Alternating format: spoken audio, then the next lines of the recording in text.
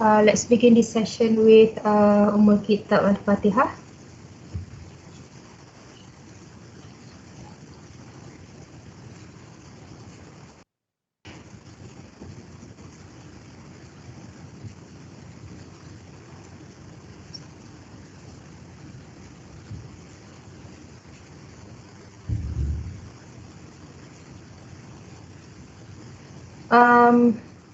So can you guys hear me?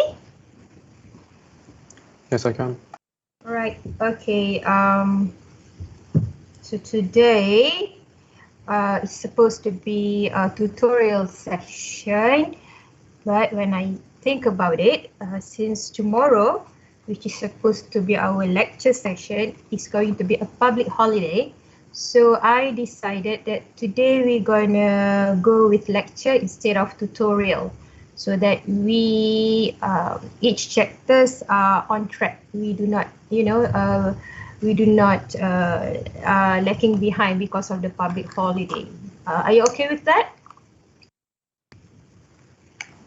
Yes, one. All right, so let's proceed to chapter 4, computer and community.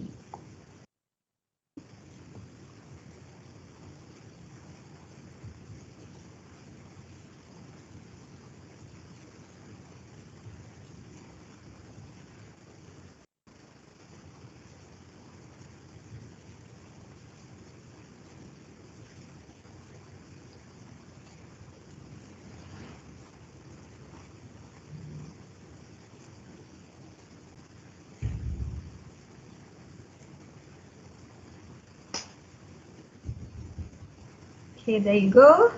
Can you see the slide? Yes, I can.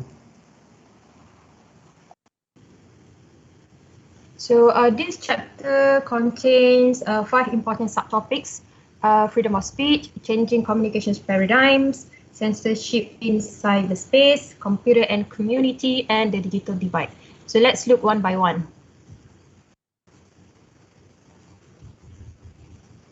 All right, so what is the definitions of freedom of speech? It's the political right to communicate one's opinions and ideas via speech, and the right to speak without censorship or restraint by the government. Okay, Internet, according to Benjamin Franklin, freedom of speech is a principal pillar of a free government. When this support is taken away, the constitution of a free society is dissolved, and tyranny is erected, and it reigns. Internet has been, according to the editor of Index on Censorship, Internet has been a revolution for censorship as much as for a free of speech. So how is the situation on freedom of speech in Malaysia?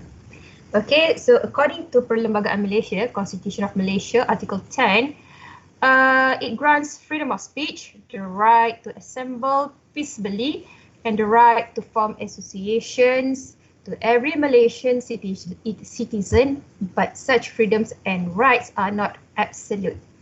Hold on, I forgot to record. Sekejap ya.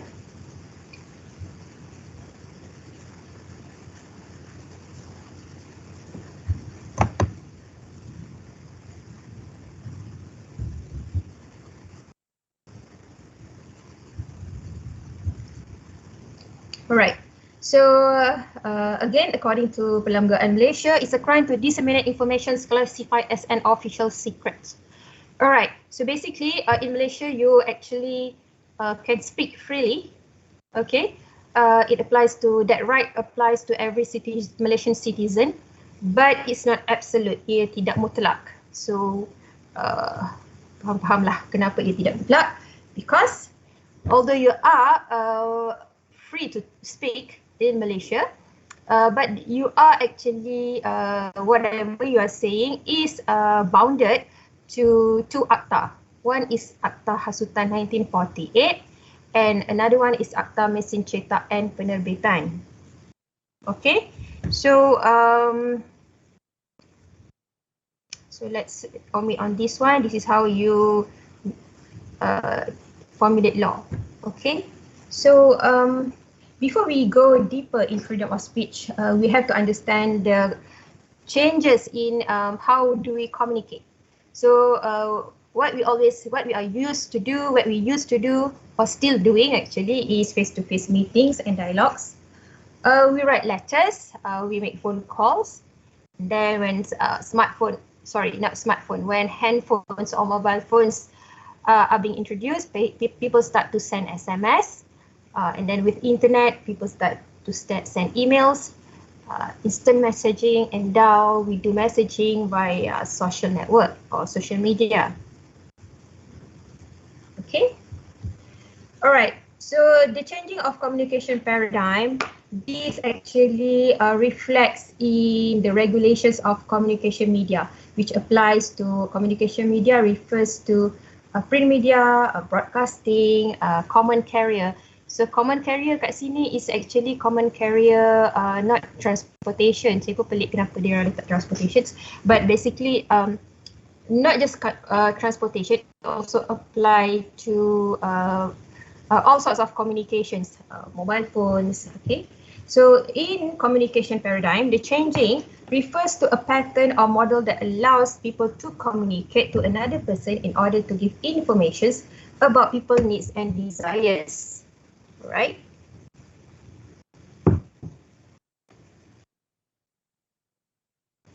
All right, and then let's look at the general principle of freedom of speech. Okay, so everyone has the right to hold opinions without interference. Everyone has the right to express freedom, the freedom to express themselves, to seek, to receive and impart information and ideas of all kinds. Doesn't matter in what form, whether it's printed, in the form of art, any media. So basically, it's the person who is speaking can pick any media of his or her choice to speak. And then the exercise of right provided by the paragraph B, the one that I have mentioned earlier, this is paragraph B, where these can be shown necessary, subject to restrictions on specific ground, established in international law, including for the protections of reputations of others. So anyone affected directly and indirectly by a restriction or a freedom of expression must be challenged the validity of the restriction as a matter of constitutional human rights law and before an independent court or tribunal. So basically it is saying that you have the freedom to speak. It doesn't matter which platform, which medium you want, you choose to speak. But again, what you are speaking must be restricted to specific grounds, okay? And then if it's whatever you are speaking, you are saying, you are expressing is challenge the restriction, therefore you will be, will be taken to court or tribunal.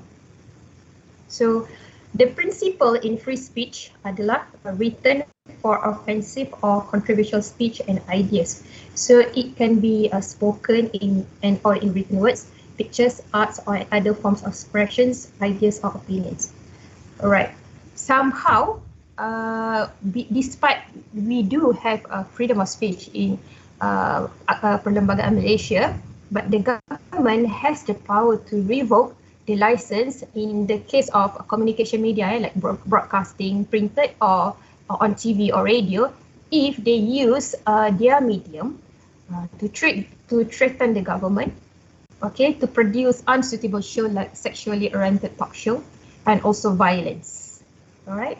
So meaning that when we talk about freedom of speech in Malaysia, it doesn't mean that you can speak of anything under the sun. You are bound to certain things that you can speak. So things like opposing, threatening the government, producing shows that is, like have violence or sexually oriented are not allowed. Okay. So common carrier, when we talk about common carrier here is like aeroplane, aircraft, ships, kapal, and even trains. They do speak to each other using their communication system. So they must make their communication system available to everyone.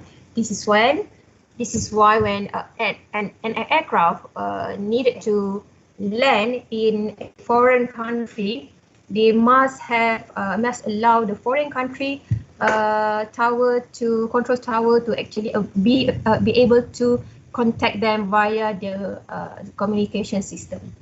Okay, and the conversation must be clear. The message relayed must be clear without any restriction or limitation. Okay.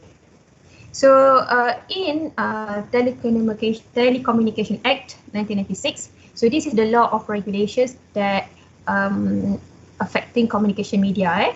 So no provider or user of interactive computer service shall be treated as a publisher of any information provided by any other content provider.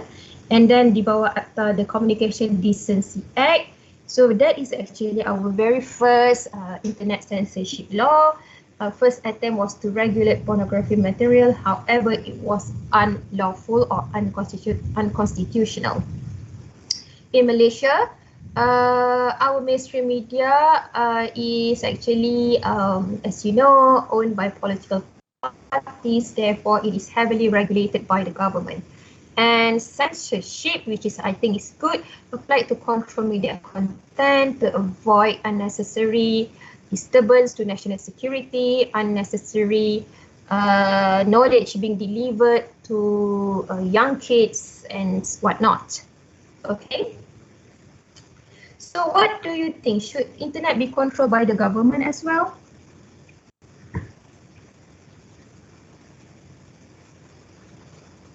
Yes. Yes, why? Because the government will filter the unwanted website like implicit websites such as pornography and etc. All right. Any other opinion? One. Yes. Isn't the internet being controlled by the government as of right now? Yes, but do you think it should be that way? Yep, I do think that, yes. And why? Because some countries, they have their own regulations. Like for us, we try to eliminate any inappropriate content, but for some countries, they would allow that. So each government would have their own set of rules for the internet. Okay. But what about if the government who is controlling the internet in certain country is doing a huge corruptions from time to time over the years? If the government control the internet, there will be no way for the citizen to expose how corrupt the government is or are. Any opinion on that? I think that is what is happening in the North Korean region, I would say, where their leader, they won't let anyone to use the internet to explore what is happening in the outside world. Yep. Right, and then same goes with China actually, but in China it's not on political reason, it's more on economic reason. So therefore, all internet solution, technology solution, only can be accessed within China. So yeah, people can access actually outside internet via VPN. But yeah, but that's how China control their economy by making sure that all services, products that being sold are actually being sold by China using Chinese platform. So that's, yeah, it could be a good thing because it boosts the country's economy. It make way to local innovation or invention to takes place. But yep, somehow it has its own disadvantages. All right. So let's move on on censorship in cyberspace. It's a lot of S and C in a word. All right. Okay. So internet censorship laws, right? It protects. We have Communication Decency Act and also Child Online Protection Act. Okay, in Communications Decency Act, it is to protect children by reducing access to adult materials. Okay, and then for Child Online Protection Act, is you need some proof of age from the site visitors, meaning that it has limit only, for example, 18 years and above can only can access the internet. But there are mostly good things. Young age, young kids, young children are not ready to process all this unnecessary exposure and information, so it is actually good. And we know that there are child pornography happening in certain part of the world. So movies of pictures of child under 18 in sexual positions or engaged in sexual acts, it is actually considered as child abuse, yeah, right? And then again, next is controlling offensive speech. So how do you control offensive speech? When we talk, yeah, we do talk about freedom of speech. We say that people can speak freely, during using any medium, but bounded to X just now. But when it's out there, when people speak and it's out there, how do you control those offensive speech? All right. So these are the acts that protect that. Okay. But there are other alternatives as well. If, like, for example, you are an organization, you have to keep track of members' activity. So what UITM is doing is they have a team that actually monitor social media contents by the staff, by the lecturers, and by the students, who actually they track the members' activities, observing whether they have these people post lots of contents, for example, threatening the government, spreading, rumors, lies, and these people will be warned in the first place. Okay, so we actually UITM have that. So again, someday when you becomes the head of a unit or a department, you should do that as well. All right. In some online account, online site, that expels subscribers who post more material banned by the law. Okay, and then online community, social networking sites. Those are the place where people speak freely. But again, even if you speak freely, but you are somebody report you saying that you are sharing offensive content, you'll be contacted by social media, or even you are not being contacted. Suddenly your content are just being removed from the social media. Okay, so that's how we actually try to control, not just we, the world try to control any offensive speech or any sensitive content that are being posted online. All right. So let's look in these two cases here, regarding censorship in cyberspace. So case one, this is Bob, the first one, yeah, this is Bob. He's an average internet user. So he uses mobile electronic devices, including his mobile phone and tablet computer, to update his Twitter account. His devices are set to automatically sign into his account when he visits the websites and opens a mobile Twitter app. A friend of Bob's borrows his tablets to post a tweet about questionable activities of a famous businessman. Unfortunately, he forgets to sign out of Bob's Twitter account, and the tweet is accidentally being posted under Bob's username. So what happened? Okay, the businessman discovered the tweets and decides to sue for defamations. Under section 1104A, Bob is guilty of publishing the tweet and can be sued. So Bob needs to prove that he did not do it. So it's very, you got to be careful with your account, yeah? Okay, so although you did not post it, but because it's under your account, you are found guilty, right? And then in the second case, this is Sarah, a blogger and forum admin. She mentioned it's a blog that is open to comments from public. She frequently discusses the national politics on her blog and hopes to stimulate public dialogue about pressing political issues. So in response to one of Sarah's blog entries, a reader posts a comment about a wrongdoing and names the monarch involved. So what happened? The comment is deemed seditious by the authorities under the same section. Sarah is deemed the publisher of the comment and can be tried for sedition for improper use of network facilities. So if you are the moderator or the admins, you have to monitor all the comments that comes in, like on your blogs or on your social media. Because if there is a comment, a very offensive comment, and then you did not remove the comment, you'll be charged guilty, right? In case number 3, okay, so this is in this case we are discussing about an internet intermediaries, a kopitiam, offer its free wireless, free Wi-Fi. So customer as usual needs to use the password for the kopitiam network, which is Kopi Wi-Fi. So there's a customer, her name is Anna. She sits at the table and then connect her laptop to the kopitiam Wi-Fi.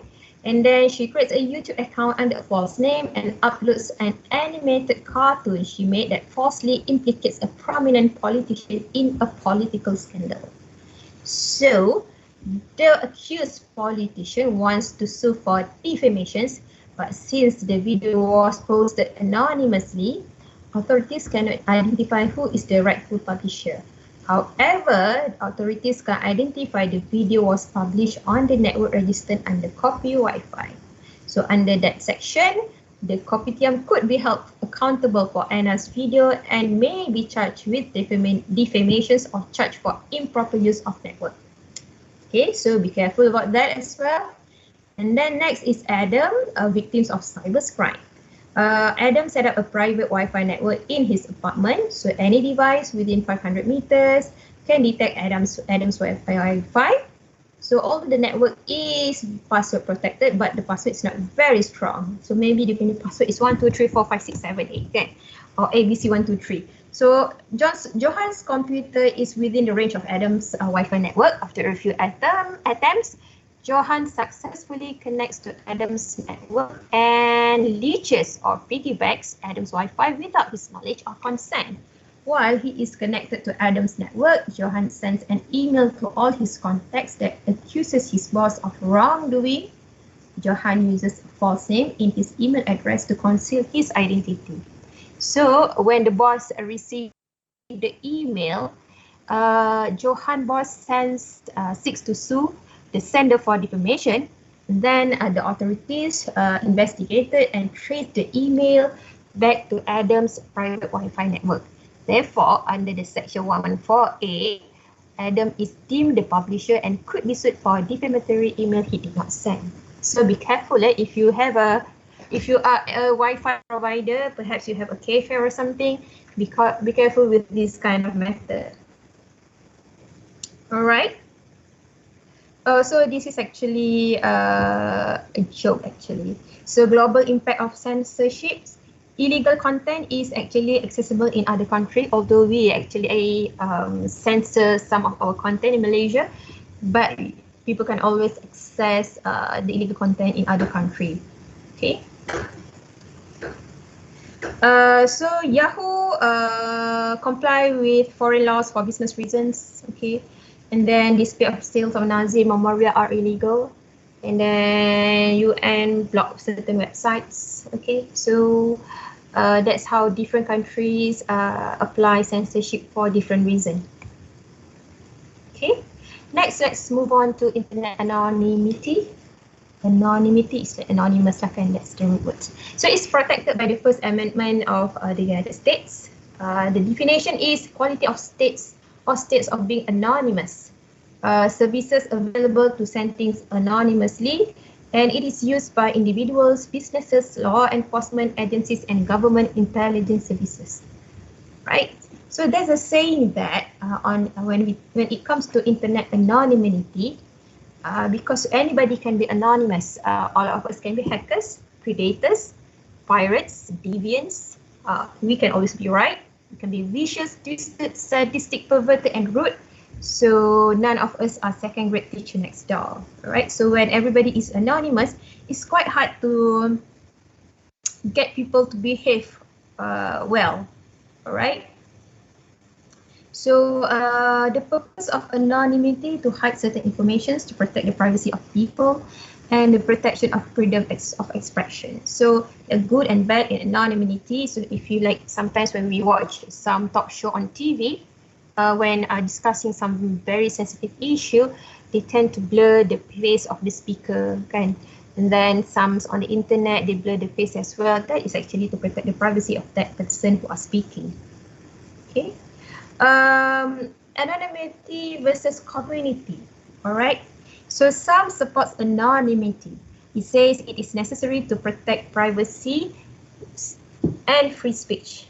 Some oppose anonymity, believe it is an anti-social and allows criminal to hide from law enforcement. So that's a risk here when it comes to anonymity. Okay, and US and European countries are working on laws that requires ISP to maintain records of the true identity of the user and maintain records of online activity for potential use in criminal investigations. Okay. All right, direct censorship is not the only factor to limit the amount of information available on the internet. Sometimes law and regulations are lobbied by large companies to restrict their competitions. Okay. Now, let's move on to net neutrality. So what is net neutrality? It is a principle that supports no restriction by internet service providers or governments on consumers' access to network that participate in the internet.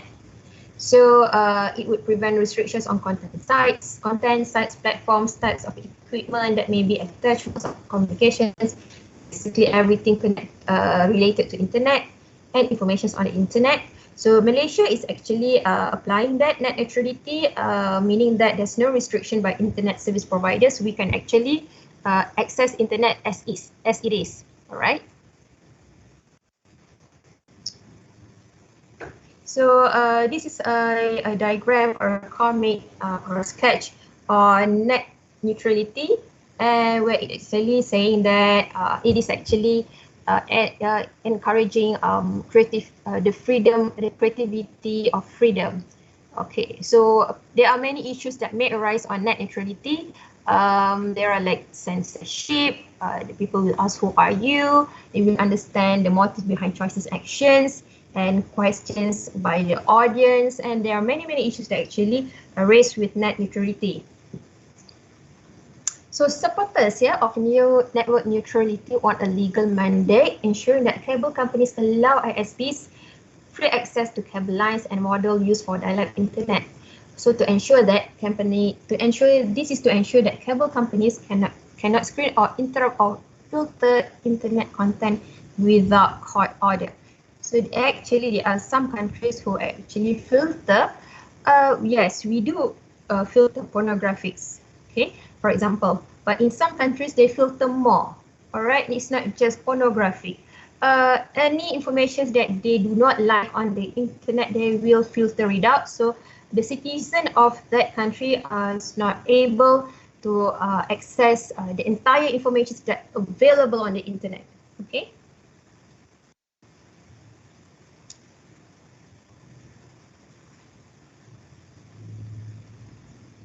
Okay, hold on.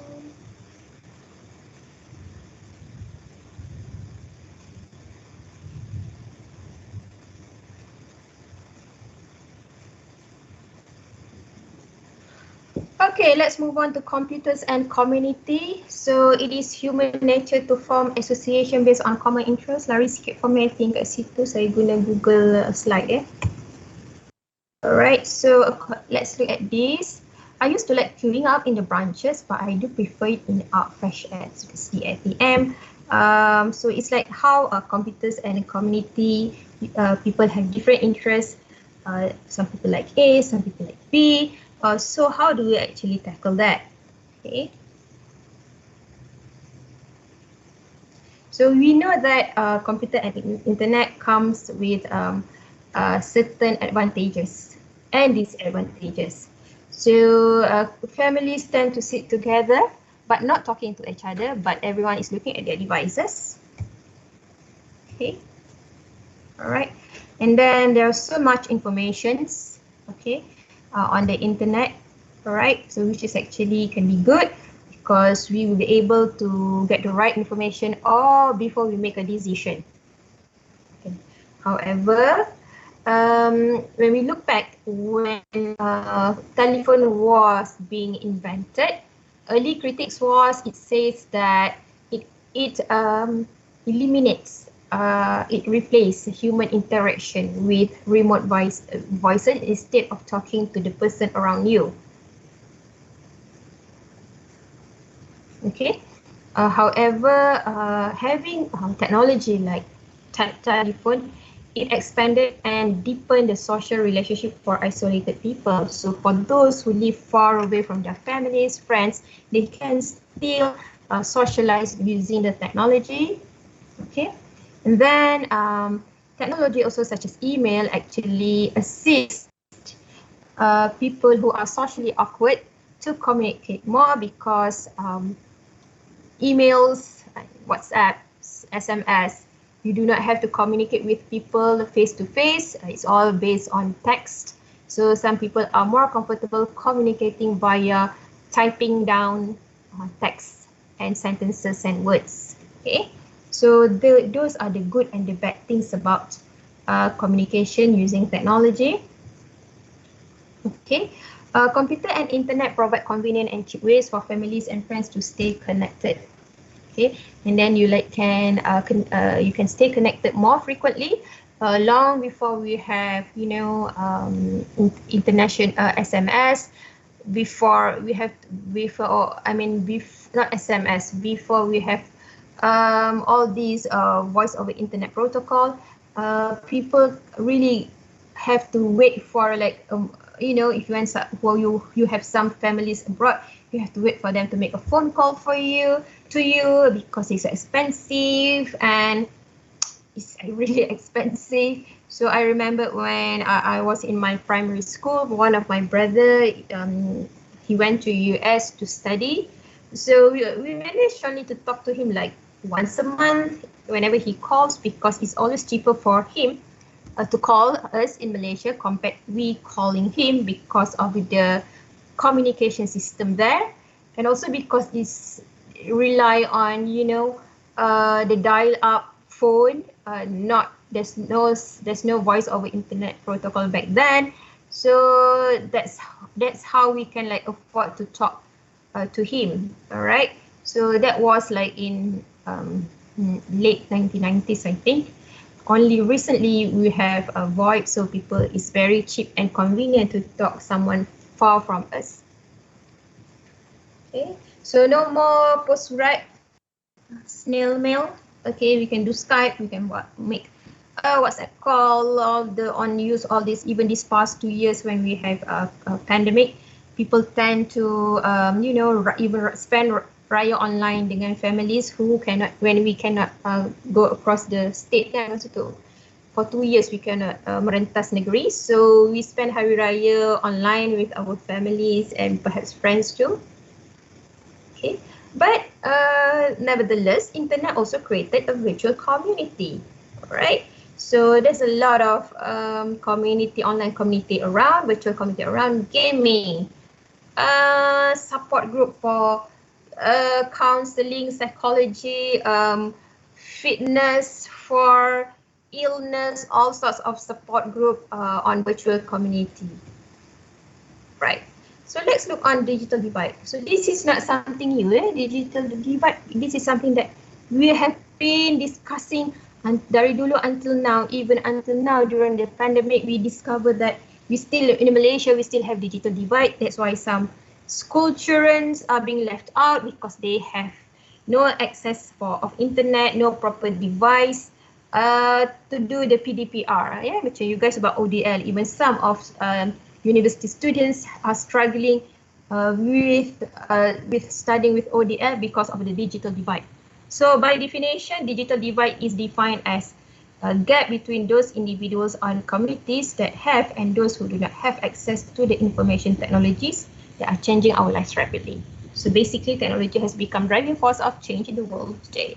So my question, let's say for one day, just for one day, from morning until we sleep, we do not have the access to technology, to internet. Not all technology, just the internet technology. We do not have, for whatever reason, we are being restricted from using internet. So how are you going to spend your 24 hours? Tell me, anybody can speak up or you can just leave comment in the chat. What you going to do for that particular 24 hours? For morning, I will go out with my friends and then go jalan-jalan. Ya. Sampai Okay. tengah hari tu bolehlah, kalau tak puasa pergi lepak-lepak ke. Okay. Alright, so petang bersukan. Petang boleh main sukan. Malam tidur awal. And suddenly masa internet tak ada, tidur awal Alright, so somebody says sleep the whole day. Just kidding. Okay, Adha said nak jalan-jalan without my suggestion. So without my suggestion, tak bolehlah jalan-jalan masuk kedai makan-makan. Kan? What about the rest of you? So I want everybody to leave comment in chats what you're gonna do if without COVID, without internet, without internet, how are you gonna spend 24 hours? Suddenly you read newspaper. Pernah beli newspaper tak, Afif, sebelum ni? Pernah. Ayah saya selalu beli newspaper kat rumah daripada kecil lagi. Ayah, bukan you kan? Dia pakai newspaper online biasa. Yes. Saya baca The Star. Okay. Alright, so sleep of course. Really, you can spend the whole day sleeping dari pagi sampai malam kan? Masa hibernasi orang kata. Oh, macam hibernasi. Hebatlah you all ni boleh sampai hibernate. Dia ahli. Listen to music, read books and sleep. Alright, so music tu nak listen from where? Sebab dah tak ada Spotify, tak ada internet. Saya download awal-awal sebelum tu. Okay. Okay, bagus Ali. Help mom with house chores. Selama ni tak tolong mak ke? Tolong. Tapi tolong satu hari lah, 24 jam. 24 jam tak ada pun. Ada kebaikan lah jadi anak soleh. Okay. Thank you for dropping hints. Lepas ni saya nak buat certain day off internet so anak-anak saya akan help me with house chores the whole day. Alhamdulillah. So Irfan, travel and play sports. Okay, travel. So now when we travel, we always rely on internet. Where to go, what time to travel. We tend to, browse for information before we actually travel. So how do you intend to travel, Irfan? Kita skip kan. Saya travel pergi dekat taman-taman je.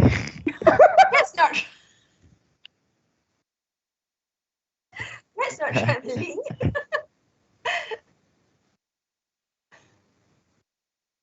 Okay. So, alright. So, Ishak kata nak main police sentry. Nak main dengan siapa? Kalau you kat rumah, you tak boleh nak contact kawan sebab tak guna teknologi kan? Main dengan kawan. Janji. Kalau kawan sama college boleh lah ajak main. Kalau kat rumah dengan jiran-jiran, mungkin lebih bersosial lah dengan neighbor-neighbor semua. Listen to what you are saying So without internet, you can actually, engage with taman-taman, you socialize dengan jiran, you help your mom with house chores.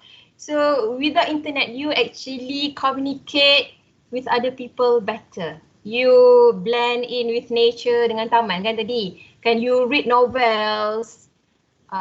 You baca surat khabar, printed surat khabar, which is so much better than reading online news yang ada you have to hadap screen kan yang boleh rosakkan mata, sakit kepala, bagai bila tengok lama. So even that is what you are saying. So imagine the world without internet. So people will go back to actually communicate to other human. Alright, so this is interesting actually. So siapa tadi nak tolong mak satu ni, nanti Alia, nanti saya call lah parents, saya check dalam SIM, tak phone, tengok alamat phone number parents, saya boleh call betul Ali. So mak off ke internet Boleh Ali? Boleh. So yeah, Adha say I cannot survive without internet and technology. So this is actually true because we are so used to technology. We depend heavily with internet lah especially alright. So imagine kadang-kadang tertinggal phone pun dah macam resah. Sometimes I myself kalau very rare tertinggal phone, tapi kalau sekali tertinggal phone saya dah macam like oh my god, because in my case most of my works are being communicated using WhatsApp. So saya macam oh my god, and people always like asking me to for some stuff, for some informations and this and that, so I have to respond fast usually. So that is without internet and without WhatsApp, without without internet lah basically, we become like cripple kan, macam susah, right? I remember when I was like I was way younger, masa budak-budak, when like okay jom nanti saya like meeting friends kan, okay next week hari Rabu pukul 9 kita jumpa kat sini, and then there's no like any, and from now until next Rabu there's no need to any reconfirmations that Rabu depan jadi tak jumpa. Tak, once we make the promise Rabu depan pukul 9 nak jumpa, and that's what happened, confirm. But sekarang ni even like a few hours before nak jumpa pun jadi tak, we still need that confirmations. That's how internet changes us. Yes. So agree with Adha, and internet and tech is now a need, not a want. It's the new norm. Betul. It's really is it a new norm? It's part of us actually kan. So I cannot imagine like how people I cannot imagine like if we go back without internet, that it will be very difficult for us. Okay, so this is the old view of digital divide. All right, so usually digital divide is we talk about rich person and poor person. Okay, rich people and poor people. Right, so we talk about the divide, the gap. But the new divide, the digital divide is focusing on bridging the gap between the developed and poor countries. It's not just seberang kampung tu orang miskin, tak ada internet, this side of kampung lebih maju. So this is the difference. It's not really a difference. This is how we evolve over the years. This is how we evolve. Okay.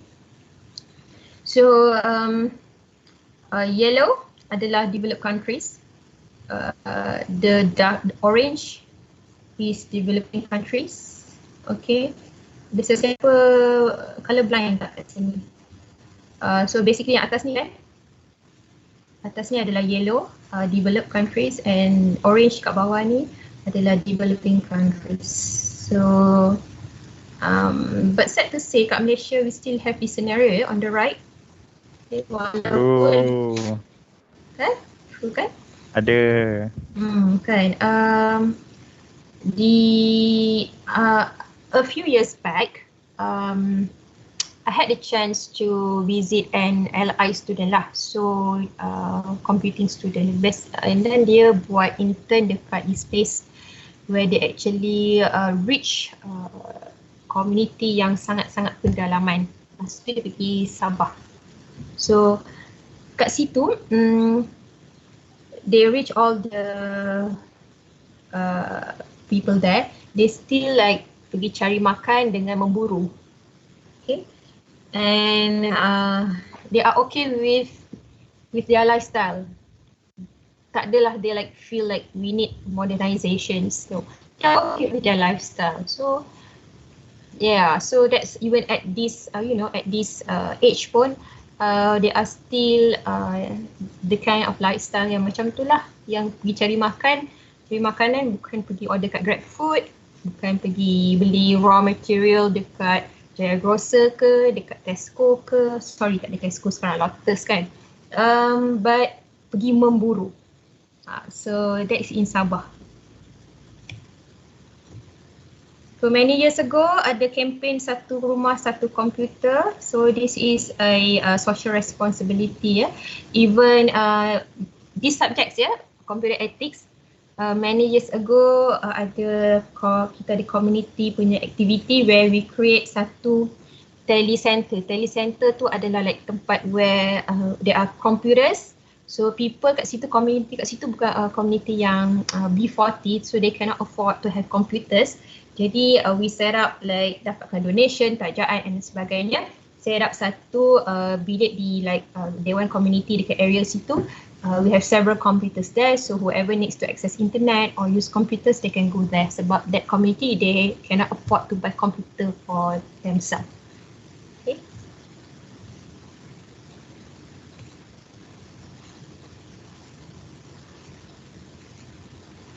Alright, so Facebook, so kita tahu how Facebook works. You have friends of friends, and then Facebook recommend your mutual friends lah, and then person that you possibly know lah. So all that thing. That is actually all this connection is called social graph.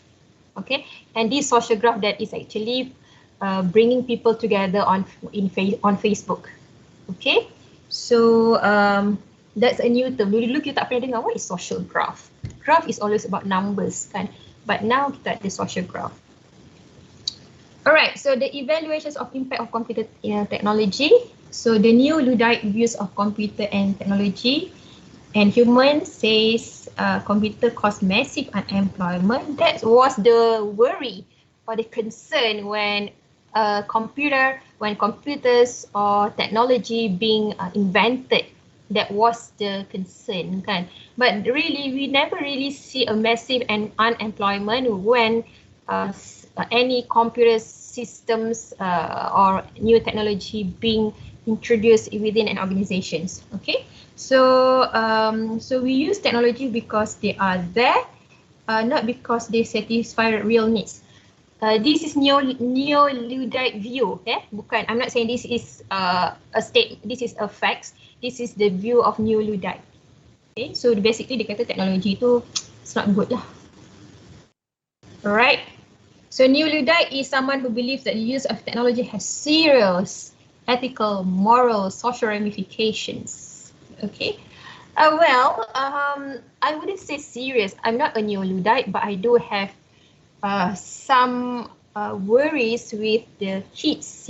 Kids are being exposed to internet content, although those internet content are so-called suitable for them, but like for example, there are a lot of YouTubers out there who make videos, share videos and things like that, and they say things that might not be necessarily instilling good values on kids.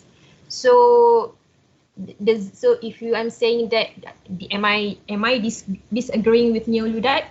Not 100% disagreeing or agreeing, but yeah, internet has effects, has some moral, ethical effects on young kids especially. Okay. The term Luddite ini actually comes masa industrial revolutions. So the Luddites dislike the spread of mechanical devices. Okay, so before industrial revolution, they do things using hands, traditional wooden devices, nothing heavy machinery. So these Luddites, they held marches, destroyed the factories, okay, and they engage in all sorts of activities to prevent from any more technological development. Okay, but over the time, of course, their efforts were unsuccessful. Alright, but of course, people started to question technology in large numbers again in 1970s. Perhaps because during that time, when industrial revolution takes place, many people who works in factories are being terminated from their jobs. Okay, right. So what are the impacts of computer technology? Computers cause social inequity. In some scenario, yes, for those who have better access to computer technology to internet, they tend to get more information. Therefore, they are more well versed on certain things. All right.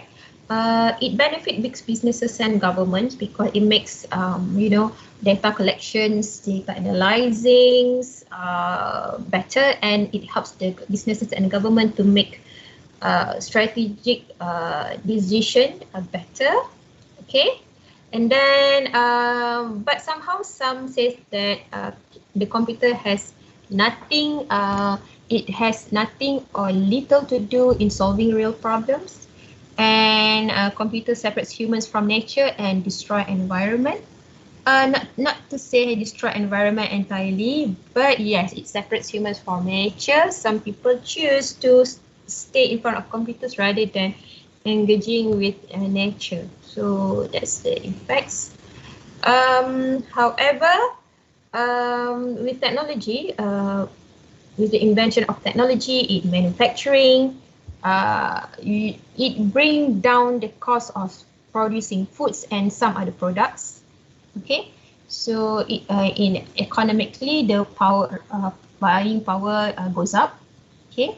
And then in food industry, their gross domestic products are growing faster than populations. Okay, and then again, there's assistive technologies who benefit those with disability. So technology have, of course, many of good things, many accomplishments. Okay.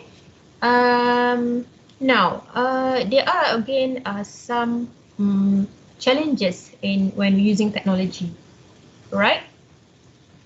The difficulty of predictions. So we say that we can do predictions, yeah. You learn that, all right?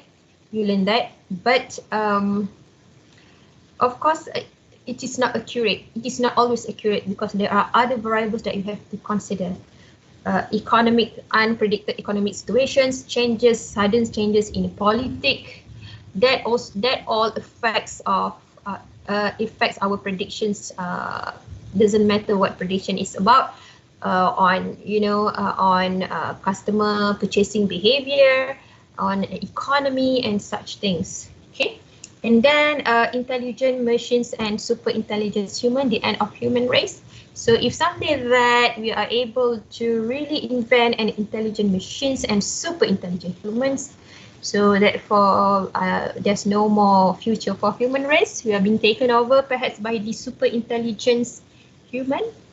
Okay. Right.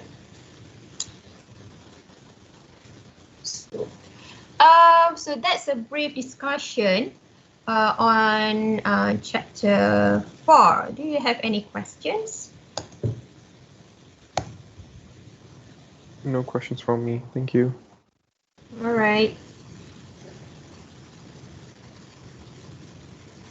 Slide ni Medium tak post Belum lagi. share lagi. I'll share Okay. right after this. Okay. Okay, thank you, Medium.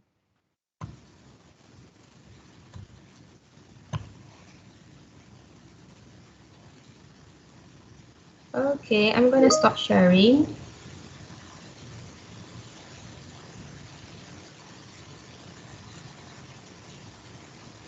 And I'm downloading the participant attendance. And in there.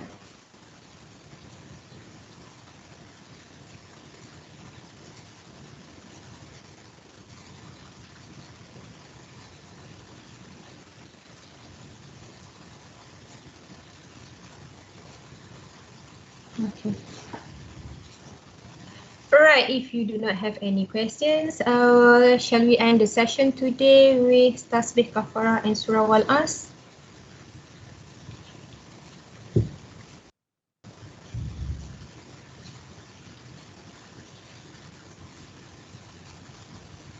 Alright, so thank you all for being here today. Alright, selamat meneruskan Ramadan. Benefit to the Quran tomorrow. Alright. Okay, thank you. Bye. Assalamualaikum. Thank you, Madam. Waalaikumsalam. Take Selamat care. berbuka, Madam, nanti.